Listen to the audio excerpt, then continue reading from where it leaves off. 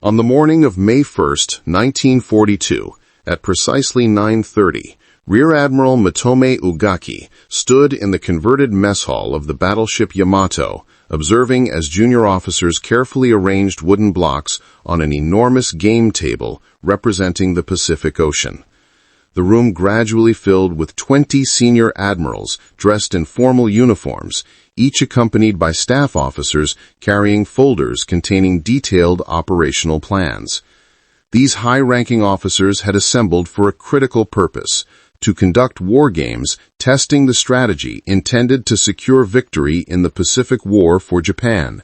The objective was Midway Island, a small atoll located approximately 1,400 miles northwest of Hawaii. The operational plan represented Admiral Isoroku Yamamoto's most ambitious strategic conception.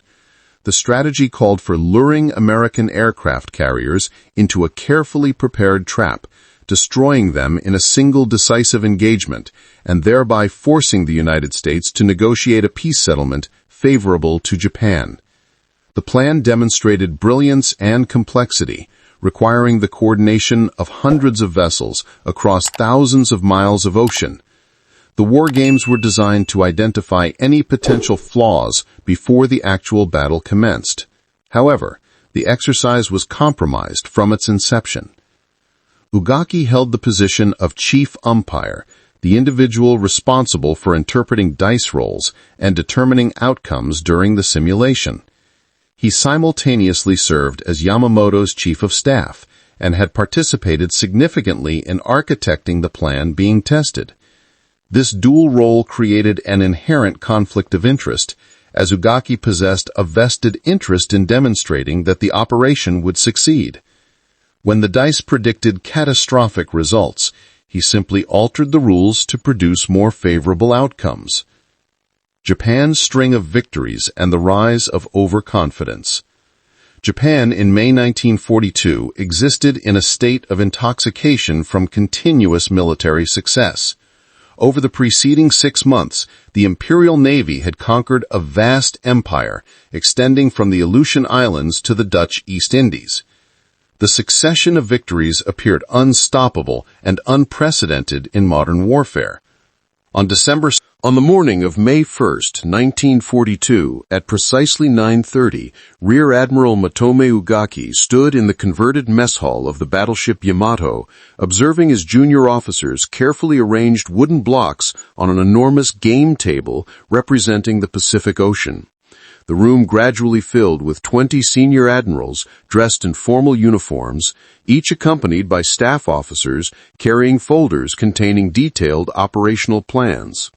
These high-ranking officers had assembled for a critical purpose: to conduct war games testing the strategy intended to secure victory in the Pacific War for Japan.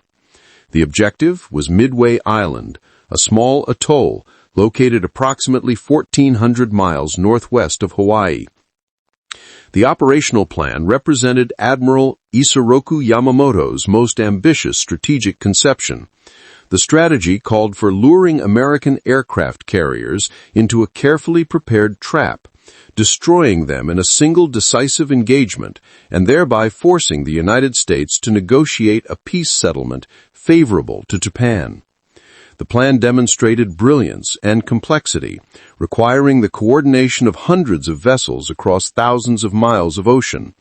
The war games were designed to identify any potential flaws before the actual battle commenced. However, the exercise was compromised from its inception. Ugaki held the position of chief umpire, the individual responsible for interpreting dice rolls and determining outcomes during the simulation. He simultaneously served as Yamamoto's chief of staff and had participated significantly in architecting the plan being tested.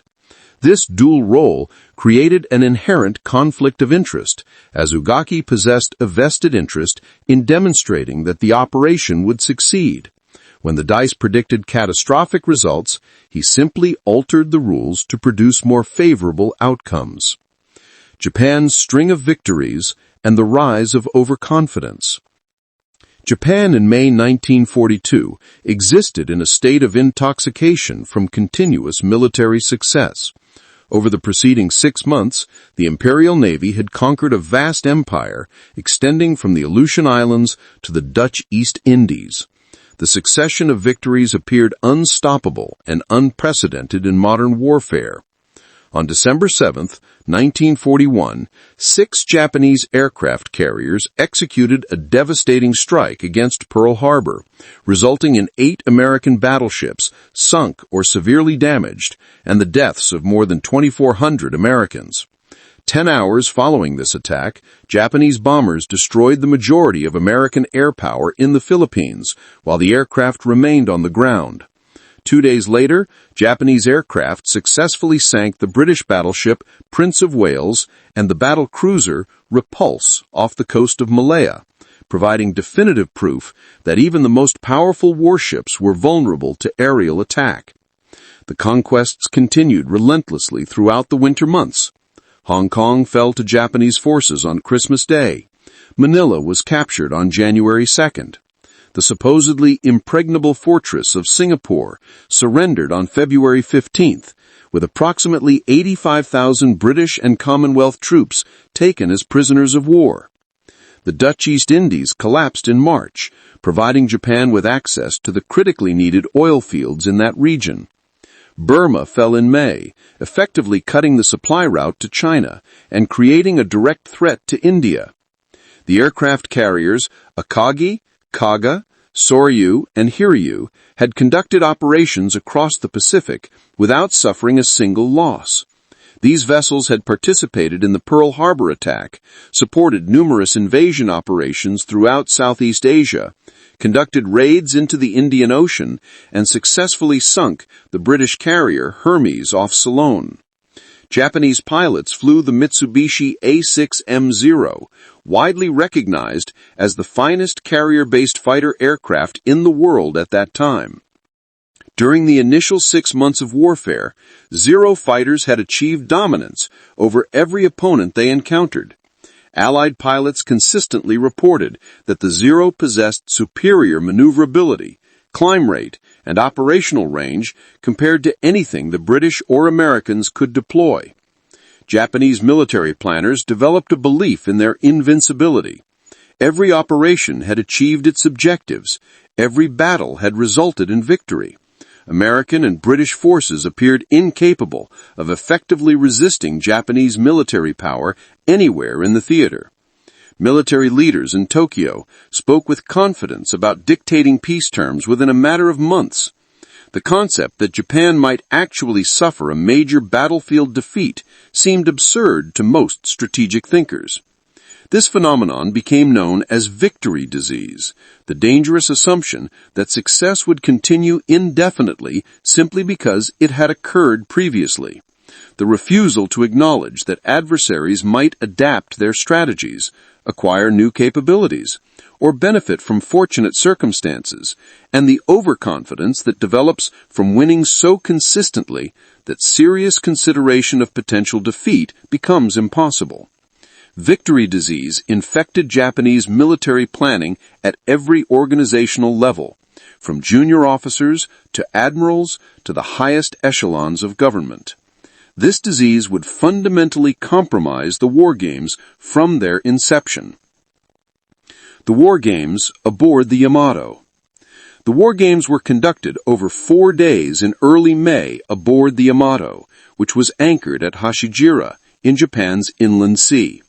The vessel represented the largest battleship ever constructed, displacing 72,000 tons and mounting 9 18-inch guns, capable of hurling shells weighing more than 1 ton over distances exceeding 25 miles. The ship served as a floating symbol of Japanese naval power, and selecting her as the venue for the war games conveyed a clear message about the critical importance of the operation being planned.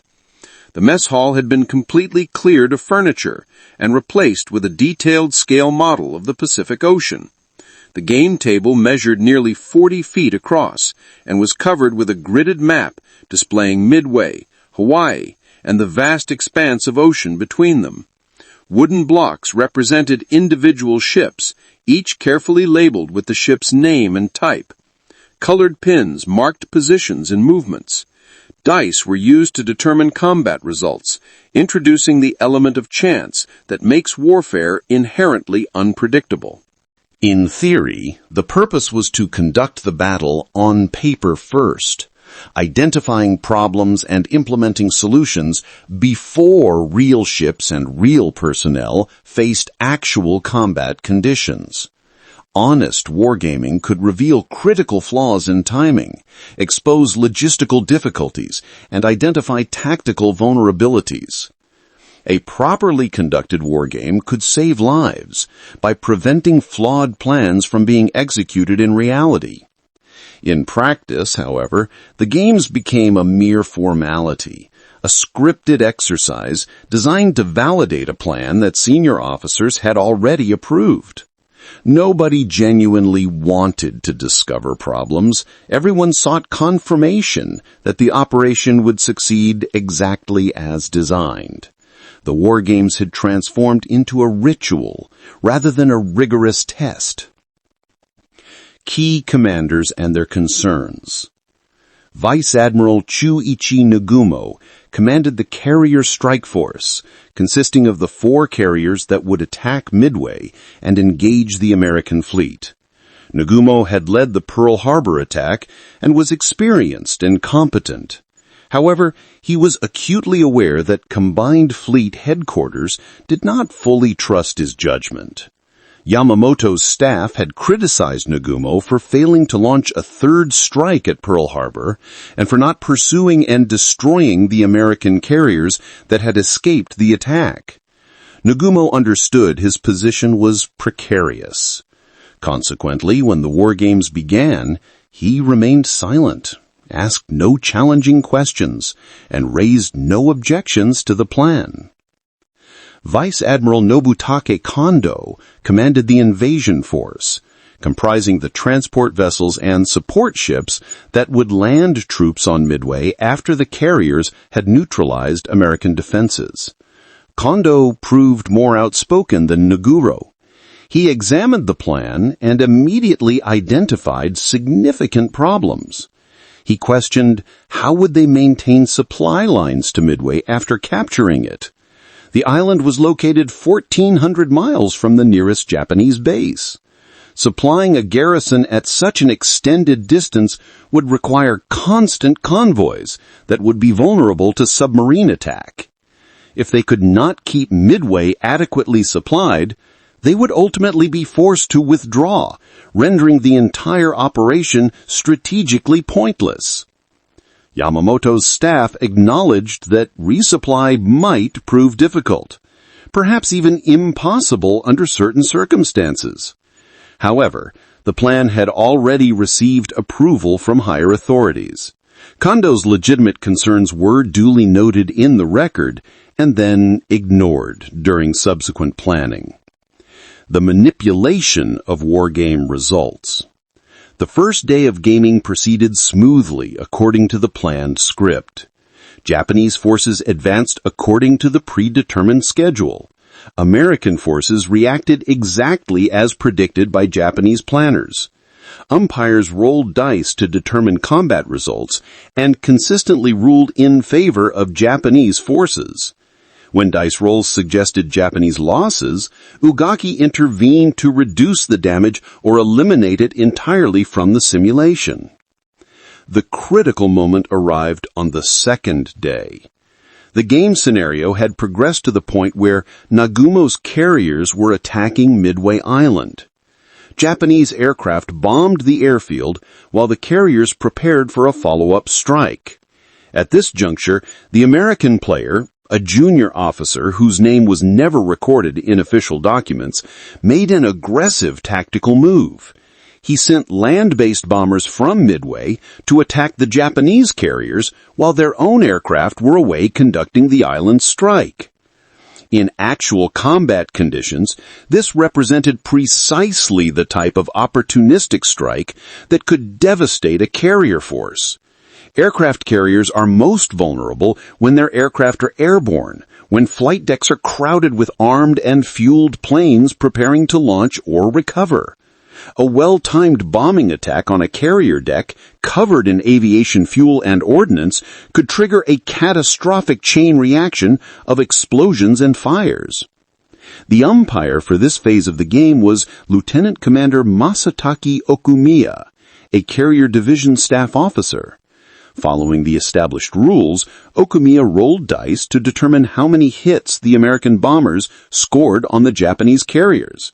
The dice showed a result of 9. According to the damage tables used for the simulation, 9 hits meant 2 carriers would be sunk.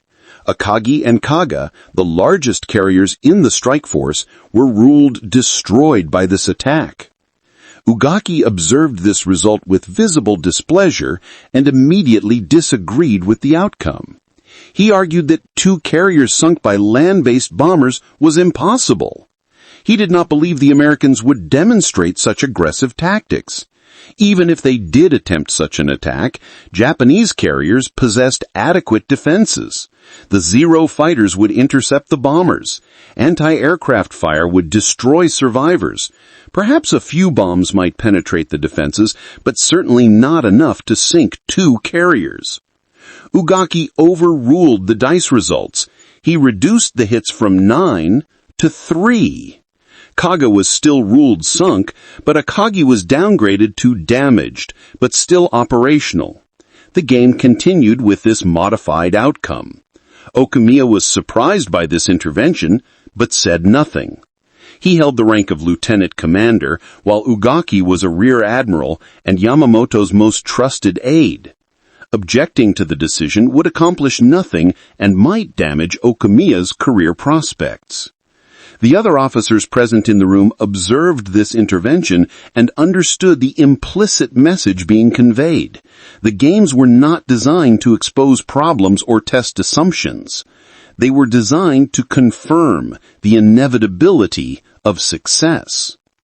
But even the reduced damage proved too much for Ugaki to accept over the longer term. Later in the games, when the scenario moved to the next phase of operations, involving the planned invasion of New Caledonia and Fiji, Kaga mysteriously reappeared on the game board. The carrier that had been sunk hours earlier in game time was suddenly back in service, ready to participate in the next operation. No explanation was provided for this resurrection. The umpire had simply decided that sinking Kaga was inconvenient to the overall strategic plan. Therefore, Kaga would not remain sunk. This was far from the only manipulation of results. Throughout the 4 days of gaming, whenever dice rolls suggested Japanese losses or significant setbacks, Ugaki intervened to adjust the outcomes. Air combat results were systematically adjusted in Japan's favor. Air forces were forced to behave in ways that made them easy to defeat. Scenarios that might expose fundamental flaws in the plan were ruled unrealistic and rerun until they produced acceptable results that validated the existing strategy. The most revealing manipulation involved American carrier movements and positioning. In the actual operational plan, Yamamoto expected American carriers to sortie from Pearl Harbor after the attack on Midway began, racing to defend the island and thereby walking directly into the trap Japanese forces had carefully prepared. However, in the war games, the American player attempted a different strategy that would prove prophetic. He sortied carriers early, positioning them near Midway before the attack began, which would allow them to strike first rather than react. This scenario represented exactly what would actually happen in the real battle 1 month later. However, in the game, Ugaki ruled this scenario impossible. The Americans could not possibly know the attack was coming. They could not position carriers in advance to ambush Japanese forces. The American player was forced to keep his carriers at Pearl Harbor until after the Japanese struck Midway, exactly as Yamamoto's plan assumed they would behave. One officer did attempt to voice concerns about these assumptions. Commander Minoru Genda, recognized as one of the most brilliant carrier tacticians in the Japanese Navy, was troubled by the rigid assumption that Americans would not sortie early. Genda had been the principal architect of the Pearl Harbor attack plan. He understood that Americans were capable of surprise and aggressive action. He warned that if American carriers were already positioned near Midway when the attack began, the entire operation could be placed in serious jeopardy. Genda's concerns were formally acknowledged and then promptly dismissed. The plan was built on the assumption that Americans would react to events rather than anticipate them.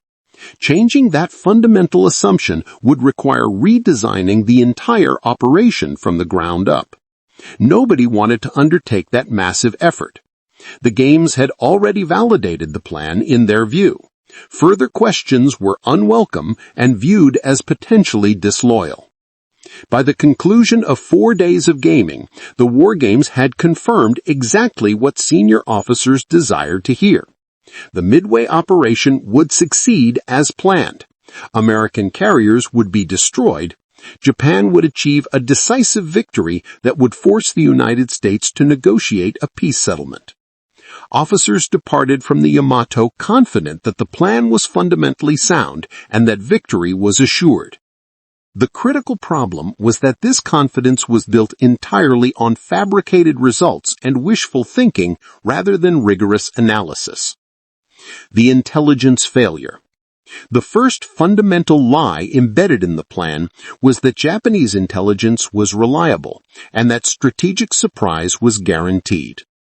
In reality, American cryptanalysts had achieved a major breakthrough in breaking the Japanese naval code designated JN-25. Since early 1942, Commander Joseph Rochefort and his dedicated team at Station Hypo in Hawaii had been successfully reading fragments of Japanese radio traffic. By April 1942, American codebreakers knew that Japan was planning a major offensive operation against a target designated by the codename AF. Rochefort believed with high confidence that AF represented Midway. But intelligence analysts in Washington disagreed with this assessment. To prove his case definitively, Rochefort devised an ingenious deception operation. He arranged for the base at Midway to send an unencrypted radio message reporting that their water distillation plant had suffered a mechanical breakdown and the island was experiencing a shortage of fresh water. This message was a complete fabrication designed to test the hypothesis. However, Japanese intelligence intercepted the message and accepted it as genuine. 2 days later, on May 22nd, American codebreakers intercepted a Japanese intelligence report stating that AF was experiencing water shortages. Rochefort had obtained his definitive proof. AF was indeed Midway. The Americans now knew where the attack would come and had a reasonable estimate of when it would occur. Japan had no idea whatsoever that the Americans were reading their encrypted communications. The war games conducted aboard Yamato proceeded on the fundamental assumption that strategic surprise was guaranteed, and that American forces would be caught completely unprepared. However, surprise had already been lost. The fundamental premise underlying Yamamoto's entire strategy was compromised before the first ship departed from port. The Coral Sea Battle and Intelligence Errors. The second major lie concerned American carrier strength and availability. At the Battle of the Coral Sea in early May 1942, Japanese and American carrier forces fought the first naval battle in history where the opposing ships never visually sighted each other. All combat was conducted exclusively by aircraft launched from carriers operating beyond visual range. The battle formed part of Japan's operation to capture Port Moresby in New Guinea, which would threaten Australia and extend Japanese control deeper into the South Pacific. The battle lasted 2 days. On May 7th, American aircraft sank the light carrier Shoho. On May 8th, both sides launched major strikes against each other's carriers. Japanese aircraft damaged the carrier Yorktown and delivered devastating attacks on the carrier Lexington. Multiple torpedo and bomb hits set Lexington ablaze. Despite heroic damage control efforts by the crew, fires eventually reached the aviation fuel storage areas, triggering massive internal explosions. The crew was forced to abandon ship, and Lexington was scuttled by American destroyers to prevent her from falling into enemy hands. Japan lost the light carrier Shoho and suffered damage to the fleet carrier Shokaku severe enough to put her out of action for months of repairs. Another fleet carrier, Zuikaku, lost so many aircraft and experienced pilots that she could not participate in the Midway operation even though the ship itself was undamaged. Japanese intelligence assessed that Yorktown had been sunk alongside Lexington. Pilots returning from the strikes reported seeing both American carriers burning and dead in the water. Given the visible damage and the reports from multiple aircrew, the assessment seemed entirely reasonable. However, the reality was significantly different. Yorktown had taken a single bomb hit that penetrated deep into the ship before exploding, but skilled damage control teams had successfully contained the damage. The ship limped away from the battle area trailing oil, but remained under power and capable of maneuvering. Japanese intelligence concluded that only 2 American carriers remained operational, Enterprise and Hornet. The entire Midway plan was constructed around the expectation of facing only 2 carriers, a force Japanese planners believed their 4 carriers could easily defeat. The mathematical calculation seemed straightforward and favorable. 4 carriers against 2, experienced Japanese pilots against inexperienced American pilots, superior Japanese aircraft against inferior American planes. Victory appeared certain under these assumptions. In reality, however, Yorktown had not been sunk. The ship limped back to Pearl Harbor with a massive hole in the flight deck and severe structural damage that would normally require 3 months in a shipyard to repair properly. A 551-pound bomb had penetrated through 6 decks before exploding above the forward engine room.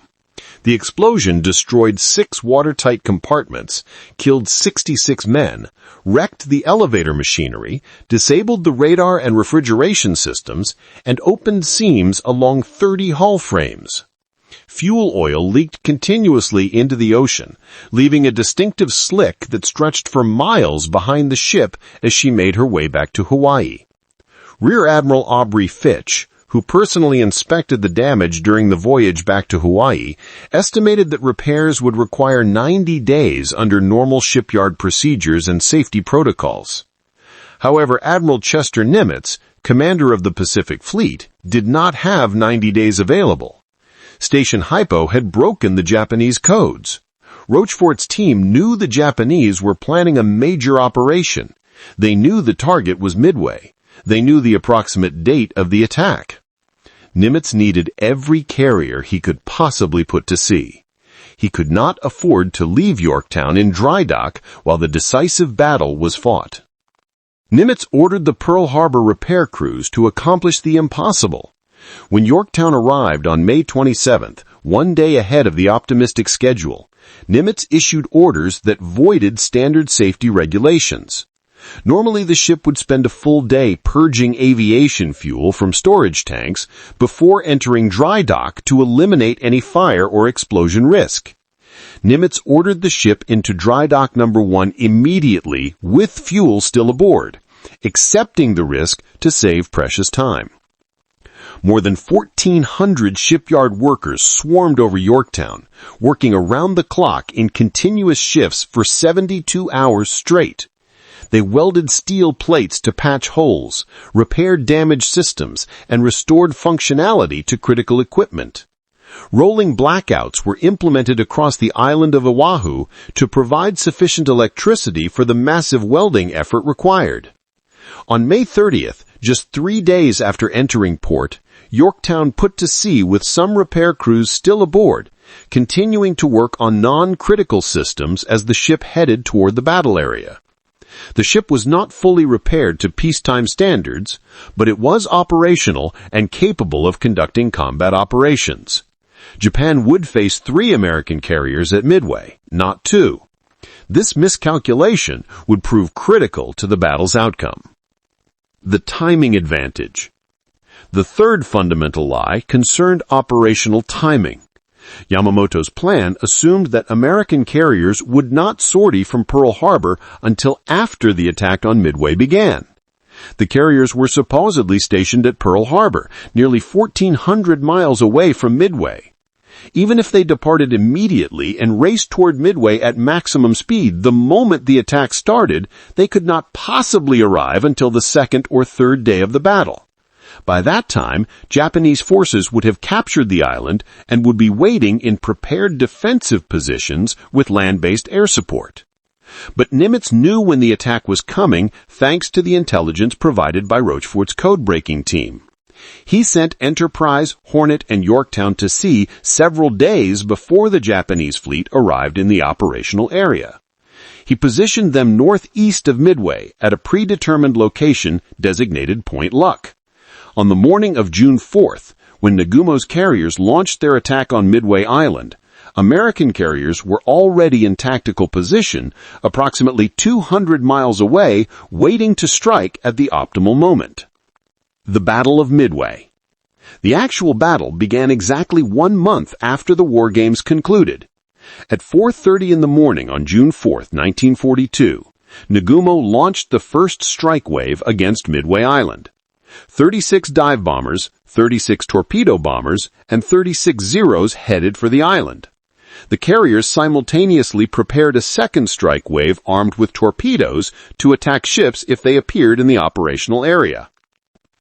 At the same time, Nagumo launched 7 reconnaissance aircraft to search for American forces in the surrounding ocean. However, the search pattern was poorly organized. Too few aircraft were assigned to cover too much ocean. The search aircraft operated in bad weather conditions. Several aircraft experienced mechanical problems that caused delays in takeoff. One scout plane from the cruiser Tone was delayed by 30 minutes due to a catapult malfunction. This seemingly minor delay would prove catastrophic. The attack on Midway caused significant damage, but failed to neutralize the island's defensive capabilities. The strike leader radioed back to the carriers that a second attack would be necessary to complete the suppression of Midway's defenses. Nagumo made the decision that would ultimately doom his fleet. He ordered the second wave of aircraft, which were currently armed with torpedoes for attacking ships, to be rearmed with bombs for attacking land targets on Midway. Deck crews immediately went to work removing torpedoes from aircraft, bringing planes down to the hangar deck via the elevators, swapping weapons, and bringing planes back up to the flight deck. The process created organized chaos on the carrier decks and left the ships extremely vulnerable to attack. At 7:28 in the morning, one of Nagumo's reconnaissance scouts finally reported sighting American ships. However, the initial message was frustratingly vague, giving no clear indication whether aircraft carriers were present among the American vessels. Nagumo hesitated, uncertain whether to continue rearming for a second strike on Midway or prepare to attack American ships instead. He ordered the rearming process to stop, then changed his mind again when a follow-up message confirmed that American carriers were indeed present. Now he needed to rearm the aircraft again, putting torpedoes back on planes that had just been loaded with bombs. More time was lost. More confusion resulted. By mid-morning, Nagumo's flight decks were covered with armed and fueled aircraft, ammunition, and ordnance scattered about. This was exactly the dangerous scenario that the war games should have identified as a critical vulnerability. This was exactly the situation that Okumiya's dice roll had predicted.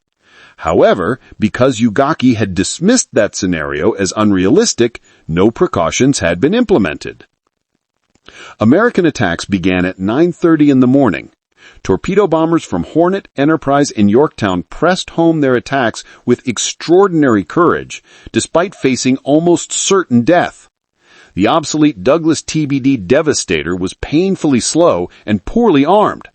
The aircraft had a maximum speed of just 115 miles per hour when carrying a torpedo, making it an easy target for the faster and more maneuverable Zero fighters. Japanese fighters slaughtered the torpedo bombers. Torpedo Squadron 8 from Hornet attacked first. 15 Devastators led by Lieutenant Commander John Waldron flew directly toward the Japanese carriers without fighter escort. Waldron had told his pilots before taking off that if only one aircraft survived to launch its torpedo, the mission would be considered a success. His prediction proved horrifically accurate. Zero fighters swarmed the slow-moving torpedo bombers like wolves attacking sheep. One by one, the Devastators were shot down. Some crashed in flames, others broke apart in midair from the heavy cannon fire. A few managed to release their torpedoes before being hit, but the weapons ran too slowly, and the Japanese carriers easily maneuvered to avoid them. All 15 aircraft were destroyed. Only Ensign George Gay survived, floating in the ocean for 30 hours while watching the battle rage around him, hiding under his seat cushion when Japanese ships passed close to his position. Torpedo Squadron 6 from Enterprise attacked next. 14 Devastators approached from a different angle, hoping to catch the Japanese off guard. The result was essentially the same. Zero fighters pounced on them immediately. Anti-aircraft fire from the carriers and escorts filled the sky with deadly bursts. 10 of the 14 aircraft were shot down. Not one torpedo found its target.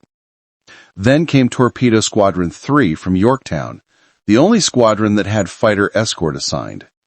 Even with Wildcat fighters attempting to protect them, 12 of 13 Devastators were destroyed in the attack. The carnage was nearly complete. Of 41 Devastator torpedo bombers that attacked the Japanese carriers, only 6 survived to return to their ships. Not a single torpedo struck a Japanese carrier. The sacrifice seemed utterly meaningless. The pilots and gunners who flew those missions knew they were very likely flying to their deaths, but they pressed their attacks anyway with remarkable courage. Some flew so low that their propellers kicked up spray from the ocean surface. Some approached so close to the Japanese carriers that they could see individual sailors on deck running to battle stations. The torpedoes they carried were obsolete Mark 13 models that ran too slowly, ran too deep, and often failed to explode even when they managed to hit their target. Nevertheless, the crews attacked anyway, fully aware that their chances of survival were almost zero, hoping desperately that their sacrifice would create an opening for someone else to exploit. The torpedo attacks did serve one critical purpose, though the crews never knew it. The attacks drew Japanese fighter aircraft down to low altitude and scattered the combat air patrol across miles of ocean as they pursued different groups of attackers. The carriers were left exposed at a critical moment. High above the Japanese fleet, invisible to lookouts focused on the torpedo bombers attacking at sea level, dive bombers from Enterprise and Yorktown were beginning their attack runs. Lieutenant Commander Wade McCluskey from Enterprise had been searching for the Japanese fleet for over an hour, burning fuel his squadron could not spare and could not replace in the air.